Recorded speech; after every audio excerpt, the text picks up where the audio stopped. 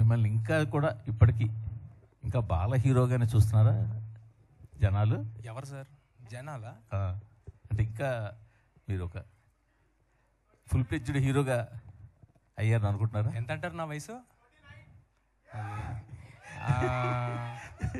Actually చూస్తే మంచిదే కదా సార్, వాళ్ళకి నా మీద ప్రేమ ఉంటుంది, వాళ్ళ ఇంట్లో పిల్లవాడు అనుకుంటారు, చూస్తే మంచిది కదా. ఓకే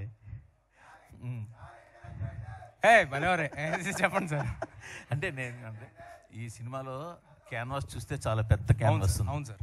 ఆ క్యాన్వాస్లో మిమ్మల్ని చూస్తే మాత్రం కొంచెం మీ లెవెల్కి దాటిన క్యాన్వాస్ అనిపించడం ఏమైనా ఉందంటారా? నేను చెప్తాను, మరి మీరేమనుకోకూడదు. ఓకే, అంటే సార్ ఎవరైనా దీన్ని మరోలాగా అనుకోకండి, నేను చాలా విత్ అల్టిమేట్ ఒబీడియన్స్తో చెప్తున్నా.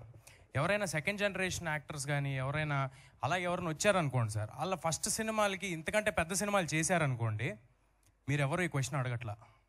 మీరు నాలాంటి వాళ్ళు చిన్నప్పటి నుంచి ఇక్కడ ఉండి ఎన్ని సినిమాలు చేసి, నేను పెద్దయ్యాక మళ్ళీ ఓబేబీలో క్యారెక్టర్లు చేసుకుని ఎంతో సినిమా చేసి బయట డైరెక్టర్లతో సినిమాలు చేసుకుని వచ్చి ఏదో మౌంట్ చేసుకుని కింద మీద పడి చేసి చేసి చేసి కష్టపడి ఓన్లీ ఒకటే అండి, ఇక్కడ బతకాలి అనే కష్టపడి సినిమా చేస్తే మీరు అదేదో చిన్న చూపు చూసినట్టు అనిపిస్తుంది. సరిపోతారా అంటే అంటే నా ఉద్దేశం ఏంటంటే సార్, నా ఉద్దేశం ఏంటంటే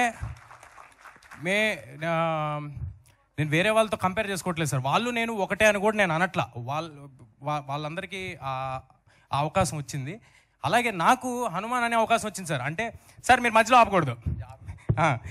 అయితే నాకు హనుమాన్ అనే అవకాశం వచ్చింది. ఇప్పుడు ఒకటి సినిమా నాకేమిచ్చింది అనేది అందరికీ కనిపిస్తుంది సార్. సినిమాకి నేనేమి ఇచ్చాను అనేది నాకు డైరెక్టర్కి తెలుసు సార్. సో నేను నా 100% ఎఫర్ట్ పెట్టా, అందువల్లే ఆ సినిమా నాకు వచ్చిందేమో. నేను 100% ఎఫర్ట్ పెట్టినందువల్ల, నేను ఉండటం వల్లే మీరు సర్ప్రైజ్ అయ్యారేమో ఈ సినిమా కంటెంట్ చూసి. సో నేను అనుకోవటం ఇది భగవంతుడు నాకు ఇచ్చాడు సార్, దీన్ని అయిపోయిన సినిమా నా దగ్గర నుంచి ఎవరు లాక్కోలేరండి. Thank you sir. అంటే చెప్పండి సార్. మీరు అంటే మీలాగే బాలనటుడిగా స్టార్ట్ చేసి రకరకాల సినిమాలు చేసి పెద్ద హీరోలు అయిన వాళ్ళని ఎవరైనా దృష్టిలో పెట్టుకుని ఈ సమాధానం చెప్పారా? లేదే. అదేం లేదా? లేదు, నేను సెకండ్ జనరేషన్ అన్నానండి. అవునండి. నాలాంటి వాళ్ళు అంటే బయట నుంచి వచ్చిన వాళ్ళందరి గురించి అంటున్నానండి. బయట నుంచి వచ్చిన వాళ్ళందరూ ఏదైనా ఇలాగా కొంచెం మ్యాగ్నానిమస్ ఫిల్మ్స్ కానీ ఏదైనా అటెంప్ట్స్ కానీ అంబిషియస్ అటెంప్ట్స్ కానీ ఏదైనా చేసినప్పుడు అసలు మీ గురించి కాదు సార్, మీరు అన్నమాట గురించి కాదు.